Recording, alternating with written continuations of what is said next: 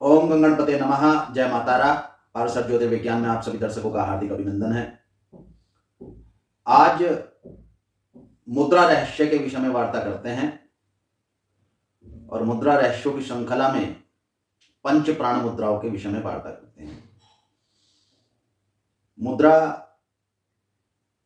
सनातनी सभ्यता के ग्रंथों में दो स्थानों पर प्रयुक्त की गई हैं, बतलाई गई हैं। प्रथमतः योग सिद्धांत में, योग के ग्रंथों में, तथा इससे भिन्न जो पूजा उपासना कांड है, जहां तांत्रिक ग्रंथ हैं, अनुष्ठान, मंत्र, प्रक्रियाएं, इस स्थान पे इस ग्रंथ श्रृंखला में भी मुद्राओं की विवेचना की गई है। पूर्व की वीडियो में जिस प्रकार हमने बताया है कि मुद्रा प्रदर्शन से भगवान अति प्रसन्न होते हैं, और योग मार्ग की यदि वार्ता करें तो भिन्न भिन्न क्रियाओं में मुद्राओं को करने से अतिरिक्त लाभ प्राप्त होता है। समस्त जगत विभिन्न अवयवों से बना हुआ है और सभी अवयव इस शरीर में विद्यमान हैं, सभी तत्व इस शरीर में विद्यमान हैं। उन तत्वों को भिन्न भिन्न अंगों से प्रदर्शित किया गया है। यह सर्व जगत में मान्यता है कि हाथ द्वारा कर्म होता है और कर्म के द्वारा ही सारी ऊर्जा शरीर को प्राप्त होती है। यदि आप अपने हाथ की उंगलियों को क्रियान्वयन में नहीं लाएंगे, यदि उनके द्वारा प्रक्रिया नहीं करेंगे, तो कर्म होना साध्य है नहीं। बहुताधिक कर्म हाथ की उंगलियों के द्वारा ही क्रियान्वित होते हैं। इसी प्रकार हस्त मुद्राओं में भी हाथ की उंगलियों को प्रदर्शित कर तथा उनकी ऊर्जाओं को एक दूसरे से आबद्ध करके शारीरिक अवयवों पर नियंत्रण पाया जाता है। और जब आप एक अवयव को सिद्ध कर लेते हैं, प्रतिष्ठित कर लेते हैं, तो उससे संबंधित देवता स्वतः प्रसन्न हो जाता है। सभी देवताओं ने इस शरीर में अपने अपनी ऊर्जा के अनुसार क्रियाओं को करने वाले अंगों को प्रदर्शित किया है। सर्वविदित है कि मूलाधार चक्र में भगवान गणपति विद्यमान है। इसी प्रकार भिन्न भिन्न चक्रों में भिन्न भिन्न देवताओं की शक्तियां विद्यमान है और वह शक्तियां पूरे शरीर में स्फुरित होती हैं। हाथों की उंगलियों के प्रदर्शन से तथा हाथों की उंगलियों के ऊर्जाओं को उसके द्वारा नियंत्रित किया जाता है। पंच प्राण मुद्रा के विषय में वार्ता करें तो प्राण पूरे शरीर में 10 भाग में विभक्त हैं। 5 प्राण प्रत्येक व्यक्ति के शरीर में मुख्यतः होते हैं, मुख्यतः कार्य करते हैं। इससे भिन्न जो 5 प्राण और हैं वे न्यून क्रियाओं में प्रदर्शित होते हैं, परंतु इन पंच प्राणों की शुद्धि, इन पंच प्राणों की प्रमुखता से ही वे दूसरे पंच प्राण भी कार्य करते हैं। प्राण इस शरीर का त्याग कभी नहीं करते। धनंजय और कुर्म आदि नाम के प्राण तो मृत्यु होने के पश्चात भी शरीर का त्याग नहीं करते हैं। आपने देखा होगा कि जब मृतक शरीर का दाह किया जाता है तो उसमें से वायु निकलती है, जैसे बम फटता है, इस प्रकार की आवाजें आती हैं, और वह वायु के निकलने से होता है, और वह वायु शरीर के अंदर उस समय तक विद्यमान रहती है। जब तक शरीर रहता है तब तक वायु विद्यमान रहती है। वार्ता करते हैं पंच प्राण मुद्राओं की, और पंच प्राण मुद्राओं में जैसे पूर्व में हम बता चुके हैं कि अंगुष्ठ अग्नि तत्व की प्रधानता करता है, तर्जनी उंगली वायु तत्व की प्रधानता करती है, मध्यमा उंगली आकाश तत्व की प्रधानता करती है, अनामिका उंगली पृथ्वी तत्व की प्रधानता करती है, तथा कनिष्ठिका उंगली आपके जल तत्व की प्रधानता करती है। इन्हीं 5 तत्वों से मिलकर शरीर बना है। इन 5 तत्वों से पंच ज्ञानेन्द्रीय तथा पंच कर्मेंद्रीय भी बनी है। और अगर आप इन 5 तत्वों पर विजय प्राप्त कर लेते हैं तो कर्मेंद्रियों के जो गुण हैं और ज्ञानेंद्रियों के जो गुण हैं उन पर भी आप विजय प्राप्त कर पाएंगे। जिस प्रकार नेत्र का गुण है कि वह दिव्य दृष्टि भी रखता है, परंतु बहुत सारे मलों से आबद्ध होने के कारण आपकी दिव्य दृष्टि बंद हो चुकी होती है और केवल आप सामान्य दृष्टि से देख सकते हैं। जैसे कर्ण की, कान की उत्तम जो गुण है वह दूर श्रवण सिद्धि है, दूर किससे भी आप श्रवण कर सकते हैं, परंतु मल से अधिक आबद्ध होने के कारण, तत्व अशुद्ध होने के कारण दूर श्रवण सिद्धि आपको नहीं होती, आप मात्र आसपास के विषयों को ही सुन पाते हैं। और अधिक मल आबद्ध हो जाता है, अधिक तत्व दूषित हो जाता है, कान से संबंधी रोग हो जाते हैं। तो तत्वों के बिगड़ने से, तत्वों के शुद्ध न रहने के कारण तथा उससे संबंधित प्राण वायु के शुद्ध न रहने के कारण रोग हो जाते हैं। सामान्यता रहता है तो आपके पास सामान्यतः गुण होते हैं, और विशिष्ट आप शुद्धि और विशिष्ट साधना को कर लेते हैं तो आपको इससे संबंधित विचित्र विचित्र भिन्न भिन्न गुणों की प्राप्ति भी हो जाती है। वार्ता करते हैं पंच प्राण में कौन कौन सी मुद्राएं होती हैं। पंच प्राण के नाम से ही 5 मुद्राएं होती हैं, प्राण, अपान, व्यान, समान, उदान। और इनको करने के लिए इनकी ही 5 तत्वों की जो उंगलियों के प्रदर्शन किए जाते हैं। सर्वप्रथम आपको हम प्राण मुद्रा का प्रदर्शन दिखलाते हैं। प्राण मुद्रा आप अपने वायु तत्व तथा आकाश तत्व को मुक्त रखें तथा जल तत्व तथा पृथ्वी तत्व को अग्नि तत्व से दबा दें तो यह प्राण मुद्रा कहलाती है। इसका प्रदर्शन आप इस प्रकार भी कर सकते हैं, और पालथी और पद्मासन में लगाकर अगर आप दोनों पांव के जो घुटने हैं उन पर यदि रखते हैं तो वह भी जैसे ज्ञान मुद्रा का प्रदर्शन किया जाता है, आप साधना के समय करते हैं। प्राण मुद्राओं को सामान्यतः, पंच प्राण मुद्राओं को सामान्यतः शरीर की मुद्राओं के द्वारा शुद्धि अथवा वायु नियंत्रण, भिन्न भिन्न रोगों की मुक्ति के लिए 5-5 मिनट का अभ्यास ही करना चाहिए। विशिष्ट समस्याओं के लिए इनके समय की अवधि घटाई अथवा बढ़ाई जा सकती है। और आपको इसके अतिरिक्त यदि इसमें विशिष्टता के विषय में आवश्यकता है तो आप भिन्न प्रकार से ज्ञान प्राप्त कर सकते हैं, संपर्क सूत्र द्वारा ज्ञान प्राप्त कर सकते हैं, जिससे आपको इससे संबंधित विशिष्ट गुणों की प्राप्ति हो सकती है। अब पंच प्राण में प्रथम मुद्रा प्राण मुद्रा इस प्रकार प्रदर्शित करें। यह मुद्रा करेगी क्या? प्राण मुद्रा का कार्य क्या है? तो प्राण वायु को नियंत्रित करना प्राण मुद्रा का कार्य है।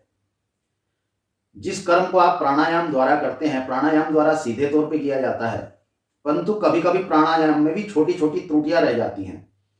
उस समय पर यह कार्य प्राण मुद्रा द्वारा संचालित किया जाता है। फिर प्राणायाम को करना एक विशिष्ट साधक का गुण है। हर अवस्था में आप प्राणायाम नहीं कर सकते, परंतु प्राण मुद्रा को आप सामान्यतः कभी भी किसी भी समय लगा सकते हैं। मूलतः मुद्रा का प्रदर्शन अथवा मुद्रा को उपासना के समय या सुबह और शाम के समय ही लगाना चाहिए। भोजन की अवस्था से 3 या 4 घंटे का अंतर मुद्राओं को लगाने में करना चाहिए। प्राण पूर्ण रूप से 18 अंगुल का होता है। व्यक्ति 12 अंगुल प्राण को अपने शरीर से बाहर छोड़ता है तथा 6 अंगुल प्राण अंदर रह जाता है, और वह 6 अंगुल प्राण ही भिन्न भिन्न कर्मों में बढ़ता है, भिन्न भिन्न वायुओं में प्रवर्तित हो जाता है। उस 6 अंगुल प्राण से ही 10 की 10 प्राण क्रियाएं होती हैं। 6 अंगुल प्राण से लगभग 9 प्राणों की प्रक्रियाएं होती हैं, जिसमें से मूलतः 5 प्राणों की प्रक्रिया होती है। प्राण वायु 6 अंगुल प्रमाण हृदय अंगम इस क्षेत्र तक जाती है तथा हृदय की गतिविधियों को और आपके जो फेफड़े हैं वहां की प्रक्रियाओं को उत्तम रूप से प्रदर्शित करती है। यह फेफड़ों में जाके आपको जीवनदायिनी शक्ति प्रदान करती है, और प्राण वायु का यह मुख्यतः कर्म होता है। इसको पूर्ण रूप से संचालित करना इस प्राण मुद्रा के द्वारा संभव होता है। प्राण मुद्रा इस प्रकार से तथा इस प्रकार से, दोनों प्रकार से प्राण मुद्रा का प्रदर्शन किया जा सकता है। 5 मिनट तक प्राण मुद्रा का प्रदर्शन करना चाहिए तथा इसके साथ साथ ओम प्राणाय स्वाहा इस मंत्र का जप भी निरंतर करना चाहिए। प्राण मुद्रा के द्वारा किस प्रकार विकृति को सही किया जा सकता है। देखिए, जब प्राण आपके अंदर जाता है तो वह भिन्न भिन्न अवस्थाओं में रुकता है और भिन्न भिन्न अवस्थाओं में कम ज्यादा होकर बाहर निकलता है। प्राण 6 अंगुल ही अंदर रहना चाहिए। यदि आप दौड़ते हैं, भोजन करते हैं, निद्रा के समय, इन समयों पर प्राण की गति का अंदर बाहर आना जाना अधिक और न्यून हो जाता है। अब विषय यह है कि जब आप तेज श्वास लेते हैं तो उस समय पर तेजी से श्वास बाहर आता है और तेजी से अंदर जाता है, तो इस अवस्था में प्राण विकृत होता है और इसी के कारण आपके शरीर में दोष विद्यमान हो जाता है। प्राणवायु से कौन कौन से रोग उत्पन्न हो सकते हैं तथा प्राण मुद्रा के द्वारा आप इन रोगों का उपचार कर सकते हैं। हृदय क्षेत्र से संबंधित विकारों को आप प्राण मुद्रा के द्वारा संरक्षित कर सकते हैं।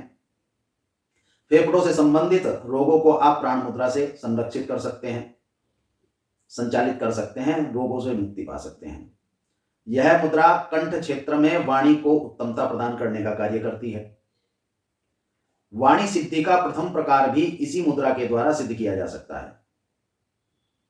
यह मुद्रा बड़ी ही उत्तम मुद्रा है और इस मुद्रा के प्रदर्शन से आपको अपने प्राणवायु को संचालित करने में मार्ग प्रशस्त होगा। अपान मुद्रा के विषय में वार्ता करते हैं। अपान मुद्रा के अंतर्गत अपान वायु को नियंत्रण करने की अवस्था होती है। हम भोजन करते हैं, शरीर के चलाने के लिए भोजन करना अति आवश्यक है, लेकिन हम भोजन करते क्यों हैं? यह भोजन हम इसलिए करते हैं क्योंकि हमें भूख लगती है। और हमें भूख क्यों लगती है? हमें भूख इस कारण लगती है कि जब हम प्राण को लेते हैं तो उसका एक हिस्सा अपान वायु के रूप में परिवर्तित हो जाता है। प्राण जब फैलता है तो वह सर्वप्रथम जब अपान वायु के रूप में परिवर्तित होता है तो वह भोजन को पाचन क्रिया में बदलने का कार्य करता है, पाचन क्रिया में अवस्थित करता है। भोजन को आपने ऊपर से नीचे की तरफ भेजा तो उसका प्रेशर जो बनाया जाता है, उस पर जो दाग बनाता है, उसको जो आगे संचारित करता है वह वायु अपान वायु कहलाता है। यही अपान वायु भोजन को अग्नाशय के द्वारा पाचित करता है तथा अग्रसर करता है और पाचन करके इसको मल द्वार तक भेजता है, मल की अवस्थाओं में परिवर्तित करता है। यही अपान वायु आपके यकृत लीवर पर भी कार्य करता है, अग्नाशय पर कार्य करता है। फेफड़ों से नीचे के तथा उदर से ऊपर के भाग में जितना भी कर्म होता है वह सब इस अपान वायु के द्वारा ही संचालित और संरक्षित होता है। इस अपान वायु के द्वारा आप अपने अग्नाशय तथा लीवर से संबंधित समस्याओं पर कार्य कर सकते हैं। यही अपान वायु सर्वप्रथम भोजन को त्रिदोषों से युक्त और मुक्त करता है। यही भोजन के द्वारा रस को बनाता है और रस में से तीनों दोषों को, कफ पित्त को परिवर्तित कर देता है, कफ और पित्त को बाहर निकाल देता है। वायु दोष सबसे, वात दोष सबसे अंत में प्रदर्शित होता है, सबसे अंत में भोजन में से निकलता है। परंतु कफ और पित्त को सर्वप्रथम रस से भिन्न किया जाता है और इस कर्म को अपान वायु के द्वारा ही साधित किया जाता है। अपान वायु ही रस को अन्य अवयवों में परिवर्तित करता है और अपान वायु को सिद्ध करने के लिए अपान वायु की जो प्रक्रिया है वह दो तत्वों के द्वारा संरक्षित की जाती है। सर्वप्रथम वायु तत्व और दूसरा जल तत्व। इसीलिए इसकी मुद्रा का प्रदर्शन हम आपको करके दिखाते हैं कि किस प्रकार इसकी मुद्रा का प्रदर्शन किया जाता है। अपान वायु की मुद्रा का प्रदर्शन इस प्रकार कर सकते हैं अथवा इस प्रकार सब कर सकते हैं। तर्जनी उंगली तथा कनिष्ठिका उंगली को प्रसारित करते हैं। मध्यमा तथा अनामिका उंगली के अग्रभाग को अंगुष्ठ के अग्रभाग से समाहित कर देते हैं। दोनों ही अवस्थाओं में अपान मुद्रा को लगाया जाता है तथा अपान मुद्रा का प्रदर्शन किया जाता है। अपितु अधिक मूल में यदि जाएं तो दोनों का कर्म अलग अलग होता है। इस मुद्रा का कर्म भी अलग होता है और इस मुद्रा का कर्म भी अलग होता है, परंतु सामान्यतः आप दोनों को ही लगा सकते हैं। इनका प्रदर्शन भी आपको घुटनों पर रखकर ही करना चाहिए। साधारण सीधे बैठना चाहिए तथा प्रदर्शन जिस प्रकार ज्ञान मुद्रा लगाते हैं इसी प्रकार घुटनों पर लगाना चाहिए। अब वार्ता करते हैं कि यह प्रक्रिया क्यों, इसी प्रकार की मुद्रा क्यों बनती है। देखिए, अपान वायु को प्रसारित करने के लिए हमें वायु तत्व तर्जनी उंगली और जल तत्व कनिष्ठिका उंगली को मुक्त करना आवश्यक है। वायु आगे चलेगी इस तर्जनी उंगली के प्रभाव से, इसकी मुद्रा से, और जल में परिवर्तित होगी। जल के द्वारा ही वह रस को नियंत्रित करेगी, वह होगा कनिष्ठिका उंगली के द्वारा। परंतु रस बनेगा किस प्रकार? जल उत्पन्न हो गया, वायु उत्पन्न हो गई, रस बनेगा किस प्रकार? रस बनेगा पृथ्वी तत्व की अनामिका उंगली, आकाश तत्व की मध्यमा उंगली तथा अग्नि तत्व के अंगुष्ठ को समाहित करके।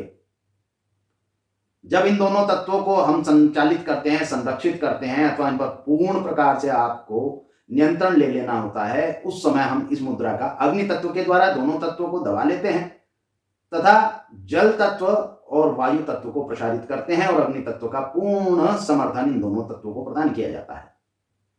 इस मुद्रा के प्रदर्शन से आप निश्चय ही अपान वायु पर नियंत्रण पालेंगे तथा इससे संबंधित होने वाली समस्याएं जैसे यकृत, अग्नाशय, पित्ताशय की समस्याएं आपको अवश्य ही मुक्त करेंगी।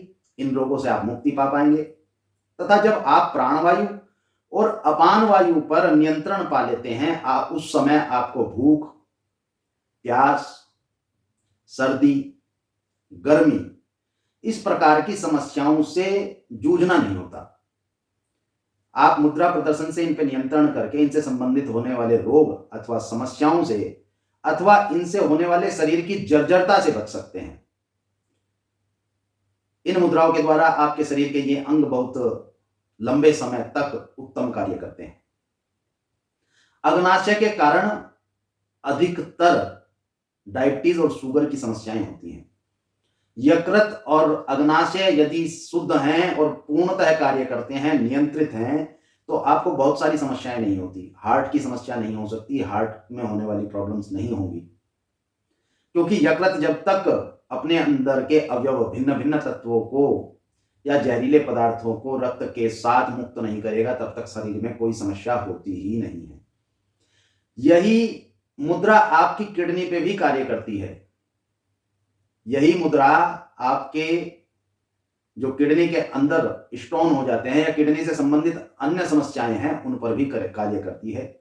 और इस मुद्रा को करते हुए हमेशा ओम अपानाय स्वाहा इस मंत्र का जप निरंतर ही करना चाहिए। मंत्र के द्वारा अवश्य ही वायु को एक विशेष ऊर्जा प्राप्त होती है।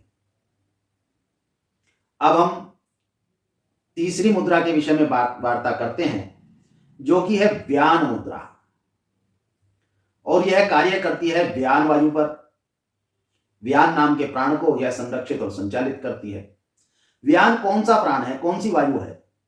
व्यान वह वायु है जो शरीर में व्याप्त होती है और यह अन्न के भाग को व्याप्त करती है शरीर के संपूर्ण अवयव में। जैसे रस से वह दूसरा तत्व पदार्थ बनाती है,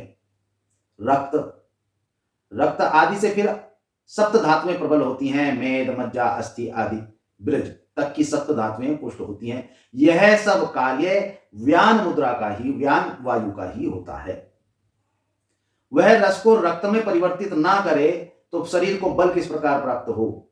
रस को आगे धकेलने का कार्य जो होता है वह व्यान वायु का होता है, और ये व्याप्त होती है पूरे शरीर में। और इसको नियंत्रित हम किस प्रकार करें? इसको नियंत्रित करने के लिए रस के अंदर सबसे पहला तत्व किसका होगा? भू का होगा। अर्थात भू से उत्पन्न हुई सामग्री हमारे शरीर में जो हमें पुष्टता प्रदान करती है, तथा दूसरा तत्व इसमें जल होगा, क्योंकि शरीर के अंदर ठोस चीज तो आगे चलनी संभव है नहीं, वायु उसको धकेलना इतना अधिक संभव है नहीं। जल के रूप में अत्यधिक अंतिम रूप ठोस रूप में मल का ही होता है, परंतु सर्वप्रथम पूरे शरीर में जल के साथ ही मिलकर वायु संरक्षण तथा संचालन करती है।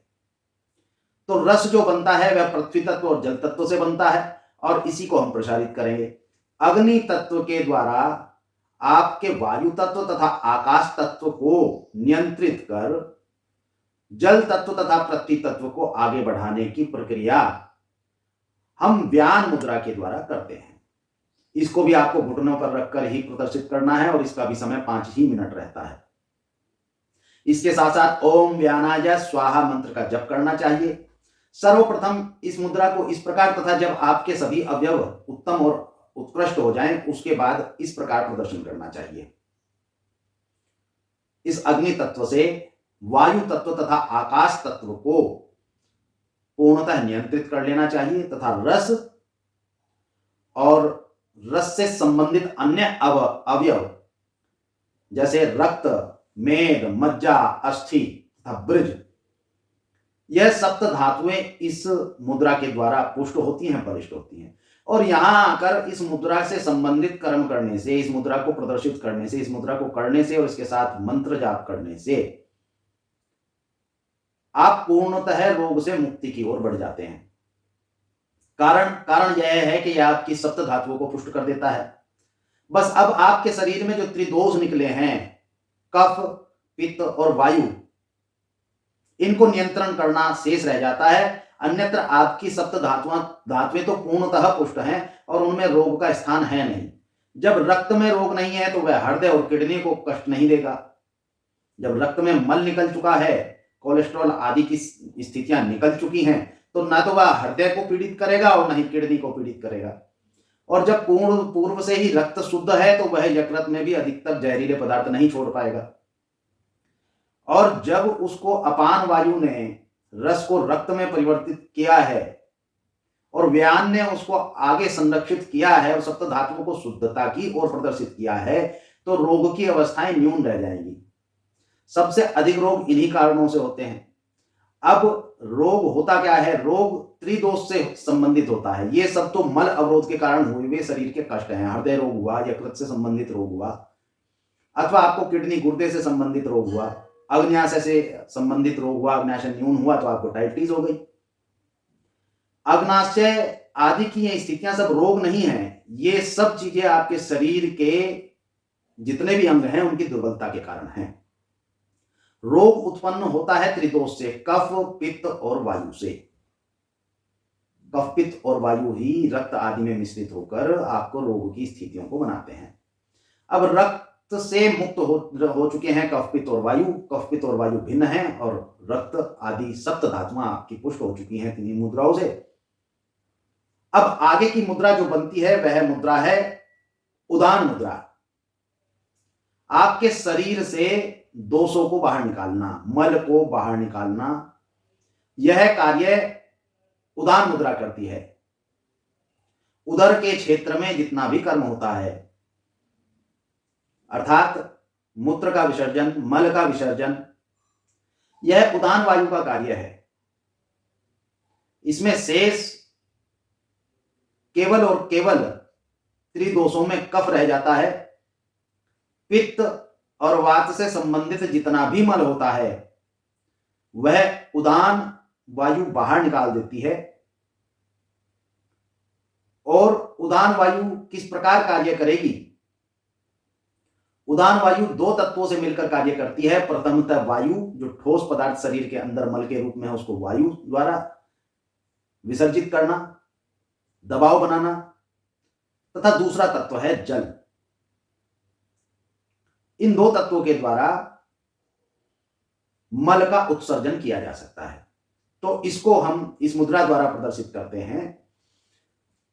पांचों उंगलियों को प्रसारित कीजिए तथा सीधे हाथ की जल तत्व, भू तत्व, पृथ्वी तत्व, आकाश तत्व को अंगुष्ठ अग्नि तत्व से संरक्षित कर लीजिए और बाएं हाथ में तर्जनी उंगली के वायु तत्व, मध्यमा उंगली से आकाश तत्व तथा अनामिका उंगली से भू तत्व को आप संरक्षित कर लीजिए। वायु का प्रसारण ऊपर की ओर तथा जल का प्रसारण नीचे की ओर, इस प्रकार घुटनों पर बैठकर, घुटनों पर रखकर इस मुद्रा को आपको प्रदर्शित करना चाहिए। इसमें वायु का दबाव ऊपर की ओर रहेगा जिससे मल नीचे की ओर अवरुद्ध होगा और जल का दबाव नीचे की ओर रहेगा जिससे मूत्र आदि विसर्जन तथा मल विसर्जन की प्रक्रियाएं हो पाएंगी। रिक्त स्थान में वायु